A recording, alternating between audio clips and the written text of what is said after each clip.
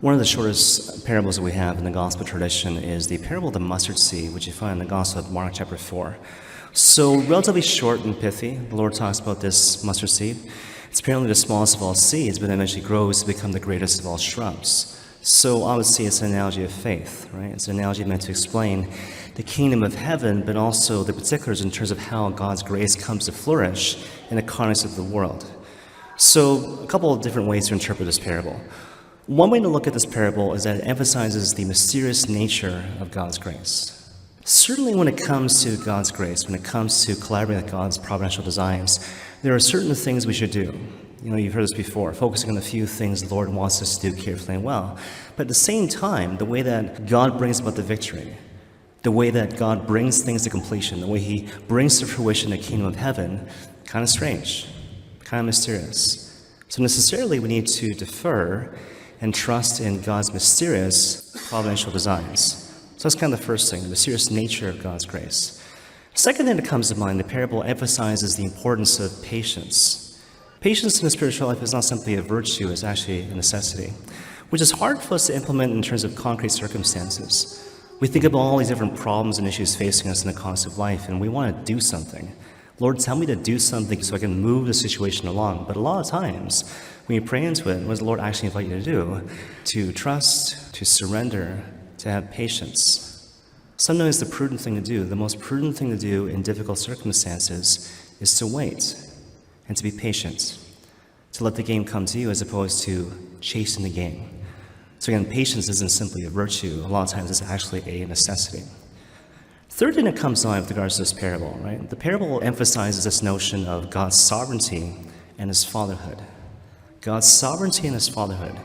You got to remember that Jesus Christ is both, right? He is Lord, but He's also Father. He is powerful, but He's also love.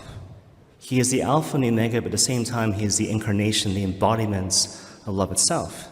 God's sovereignty, but also His fatherhood. And so the invitation, in a certain sense, is to trust in that particular dynamic. Again, God's sovereignty and His fatherhood. To learn to be comfortable living in that space. God's the one who constantly gives, and so I'm the one who's meant to receive. So given all that, it's a certain kind of invitation to reflect deeply on the most fundamental of identities, our belovedness as sons and daughters of Christ the King in relationship to our Father in heaven. No small thing. If I have clarity that I'm a beloved son or daughter of Christ the King, then in a certain sense, the world is my oyster. I can live with freedom, I can live with peace, I can live a fruitful and generous life, I can live a playful life. And I have the capacity, therefore, to be happy.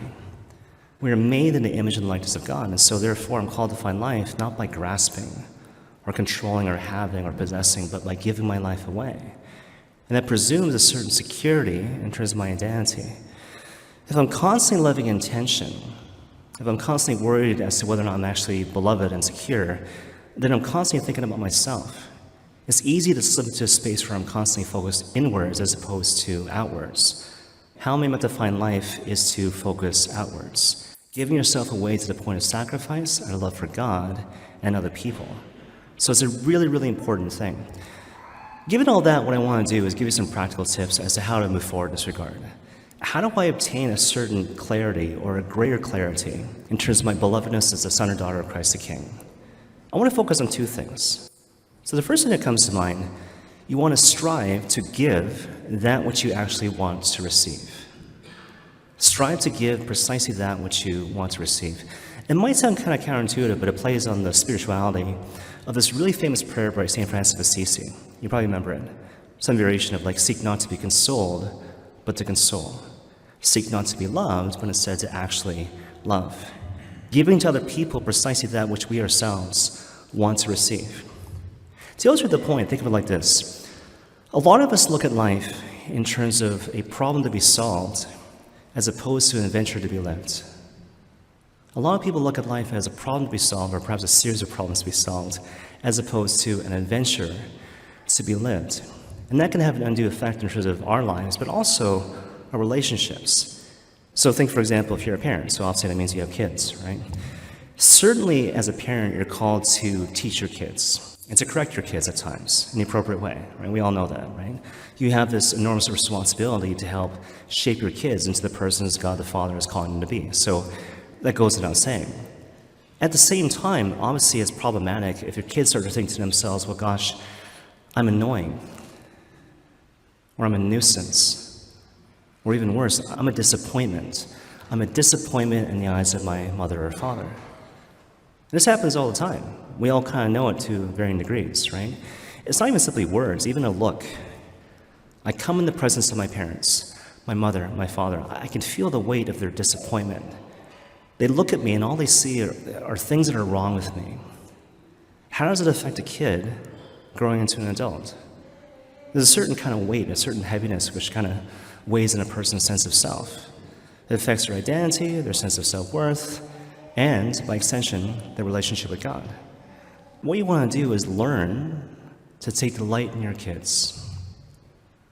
Learn to take delight in your kids. Learn to rejoice in your kids. And to communicate that rejoicing and delight to your children by all means necessary. When you come in my presence, I take delight in you. I rejoice in you. I just love being in your presence. I love being with you. It has nothing to do with what you have or what you can produce or efficiency or productivity. I just rejoice in you. I take delight in you because you are my beloved son and daughter. You got to keep in mind that even though God can communicate his love and his grace directly to people, the way he typically does these things is through sacramental realities.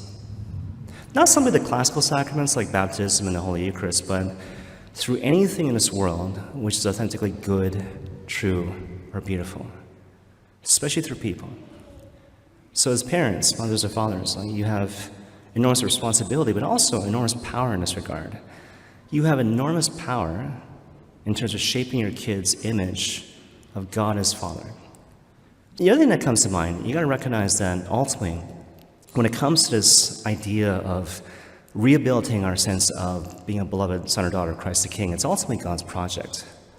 So again, there's certain things we can do, I guess, to kind of say no to the devil and say yes to things which populate our minds and hearts in terms of like the truth. But at the same time, it's ultimately God's project. The example that comes to mind, so obviously we're focusing on the parable of the mustard seed, Gospel of Mark chapter 4, but a couple clicks back, in the context of the Gospel of Mark chapter 2, you hear the story of Jesus and the paralytic. So you've probably heard the story before, but just to make sure we're on the same page. The paralytic, obviously he can't walk, and he has friends. And the friends, they hear about Jesus Christ. And Jesus Christ is doing his thing in some house. So people hear that this guy can heal the sick. And so there's a queue. There's a long line up to that house. The friends are like, hey, I know what we'll do. We'll go to the top of the house, cut a hole in the ceiling, and drop our friend in the midst of Jesus, right? And that's what they do. And they're waiting. What's Jesus going to say? What's he going to do? And Jesus says, son, your sins are forgiven. To which they're thinking, what? Perhaps he didn't realize, but this guy can't walk. But Jesus, through his words, is saying, like, look, you guys are focused on externals. And I get it. The obvious thing is this guy can't walk, but in reality, his biggest problem is that he needs reconciliation with God the Father. That's the primary thing. So what I say to him first is, son, your sins are forgiven. Oh, and by the way, get up and walk. Right? Proper priority.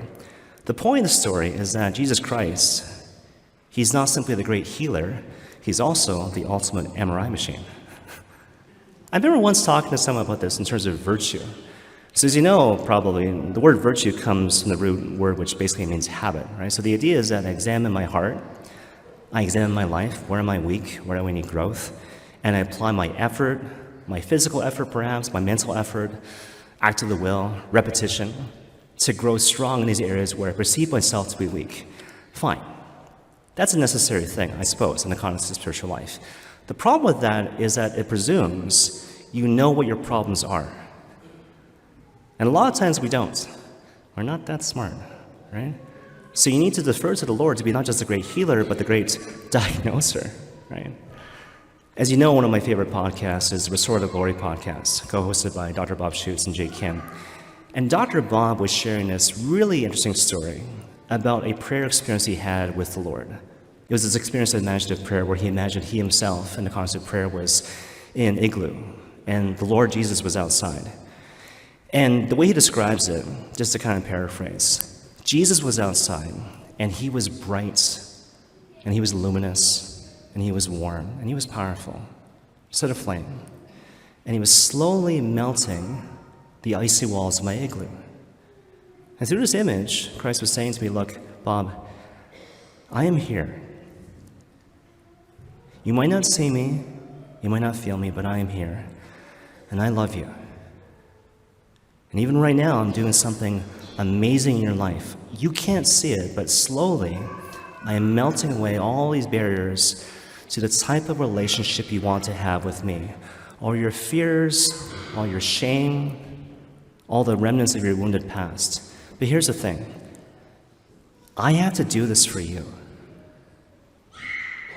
I have to do this for you because not only can you not do it, your pain runs so deep, you don't even know what these things are. So I necessarily have to intervene and save you. And so my invitation to you is to trust that that's happening. I am here, my love is real, and what I've begun in time, I'll ultimately bring to completion.